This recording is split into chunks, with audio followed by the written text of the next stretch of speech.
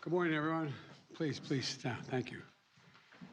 I'll be short. But I have some good news. Before I head to Philadelphia, I wanted to say a few words about what I think is strikingly good news that we just received. Next week, I'll be reporting on the State of the Union. But today, I'm happy to report that the State of the Union and the state of our economy is strong. We learned this morning that the economy has created 517,000 jobs just last month, more than 500,000 jobs in just the month of January. In addition, we also learned that there are 500,000 more jobs created last year than we thought. So the January report is updated. The December report is updated. Add that all up, it means we've created 12 million jobs since I took office. That means we have created more jobs in 2 years than any presidential term, than any time in 2 years. That's the strongest 2 years of job growth in history by a long shot.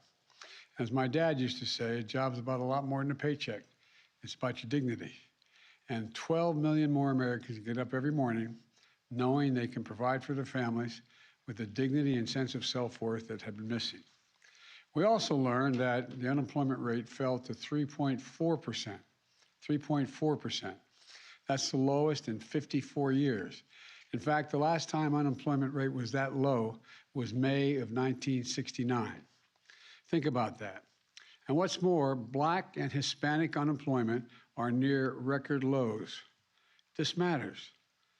The more working age folks coming to the labor market looking for jobs last month than have in a long while. That is, remember all the talk about no one's looking for, we need more people coming into the market. Well, more people are coming into the market looking for jobs and getting jobs. A positive sign for the health of the economy going forward. And even as the job market reaches historic highs, inflation continues to come down. Inflation has now fallen for 6 straight months. Gas prices are down more than $1.50 a gallon since their peak.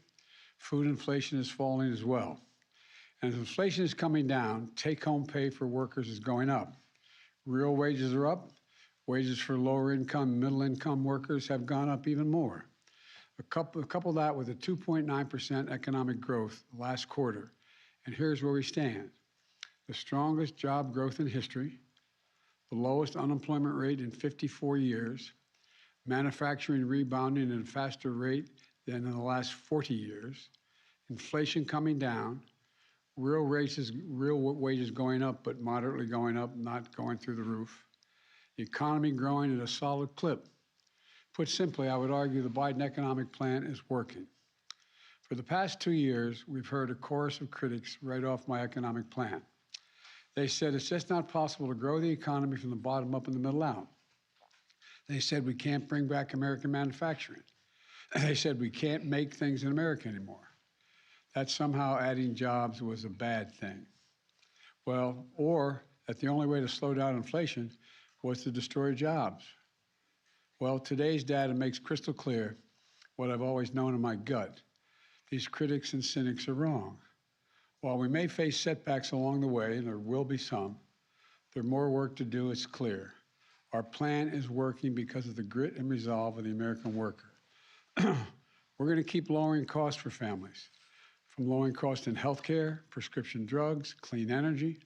Because we passed that legislation, we're going to be rolling it out this whole year.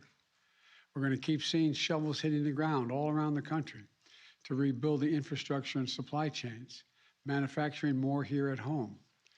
And in communities across the country that were too easily written off for dead, we're going to not only see jobs coming back, but a sense of self-worth and pride coming back. Nothing worse than when a city has a major manufacturer leave, shut down, and all of a sudden your kid getting out of high school or college says, "Mom, we got to move. Nothing here for me anymore. Nothing here." Well, I'm intent on changing that in the heartland as well. That's how we build an America where we all can take pride in working families, have a good jobs, and a little more breathing room. And as the economy grows from the bottom up and the middle out, it's my objective for the long haul. Trickle-down economics works for one group of Americans. It doesn't work for everybody. And so this is what it's all about. So I'm heading off to Philadelphia, and if you want to ask me a question about the economy, but I'm not going to answer any question about anything else because you never will cover this. Mr. President, why did you decide to postpone Secretary Do you Blinken's take trip? any blame for inflation, Could you just- Mr. President? Do I take any blame for inflation? No, Why not? because it was already there when I got here, man. Remember what the economy was like when I got here? Jobs were hemorrhaging, inflation was rising, we weren't manufacturing a damn thing here, we were in real economic difficulty. That's why I don't. Thank you. Mr. President, when and how will you remain